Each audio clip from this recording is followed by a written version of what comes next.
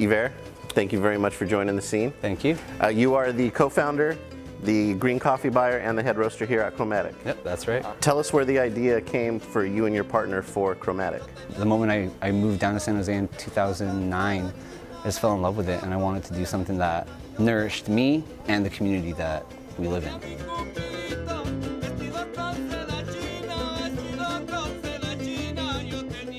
Are you going out to these places like El Salvador, like Kenya, places like that to source the coffee yourself to see what types of coffee you want to bring back to the South Bay? Absolutely. One of the first things that you start to learn when you get involved in the business of roasting and you want to source your own coffee, you can deal with importers and in a way kind of go to the green coffee shop and just select coffees that the importer has.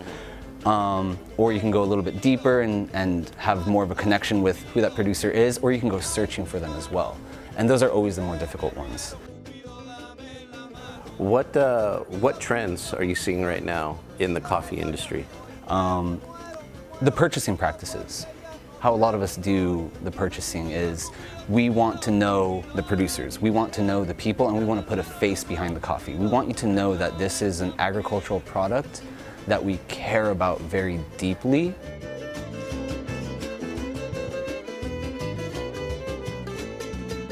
You personally, do you have any favorite blends or types of coffee that you are geared toward that then you bring to the coffee houses of Chromatic? Yeah, I think I like African coffees a lot, Ethiopian coffees, bright, gingery, citrusy, Kenyan coffees with wild berry attributes.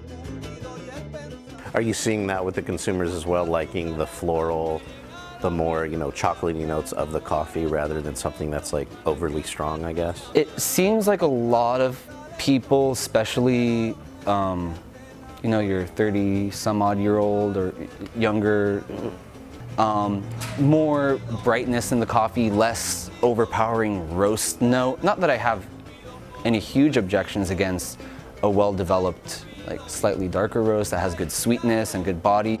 No French roast, really. It's too dark. No hazelnut? No flavorings, no propylene glycol. What's the most popular drink right now that's being ordered in a Chromatic coffee house? Believe it or not, black coffee is very popular at our coffee shops. Our keynote offering is really rock solid.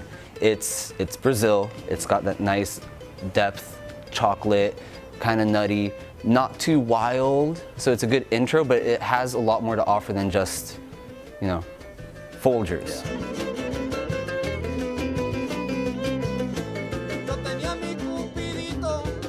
Yeah, when I first started drinking coffee at work, a friend of mine said, "Why are you turning your coffee into candy?" Because I was just filling it with a bunch of half and half and tons of sugar. And so then when I started doing more research about coffee and, French press and things like that, having it black was just perfect. So in your opinion, for the home brewer, that is, buying your coffee, bringing it home, what do you recommend? How do you recommend they brew it at home? Good kettle, good water, good grinder, and a French press is a great way to get started. Now, you guys opened up the one downtown. Are there any other plans to open any other coffee houses in the South Bay right now? Right now, we are not looking to open any other coffee houses. There's the one in Stevens Creek, which is the flagship cafe, the one downtown in the Realty Building, and then this would be the third cafe here at the Mercantile Arts Center. I personally feel that people are taking their coffee experience a lot more seriously now. And I think that has to do with people taking, their beer, their wines a lot more seriously now. Why do you think people are taking such interest now in how they make or enjoy their coffee?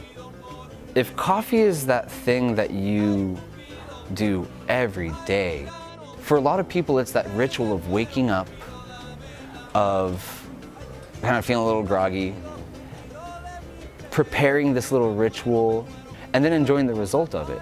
What's your favorite thing about working at Chromatic Coffee?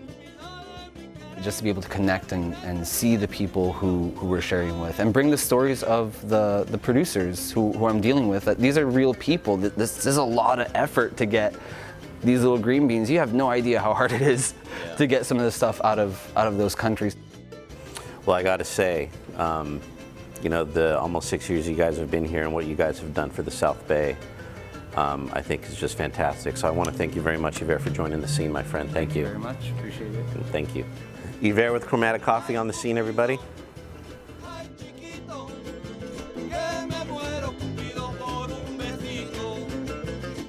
It feels like the entire bay is just expanding from San Francisco to Oakland, and San Jose is next. And I see it, and you see it in Willow Glen. You see it everywhere now. There's good food, there's good beer, there's good wine, and there's a lot of people who really care about what they're doing, and they want to share that with us.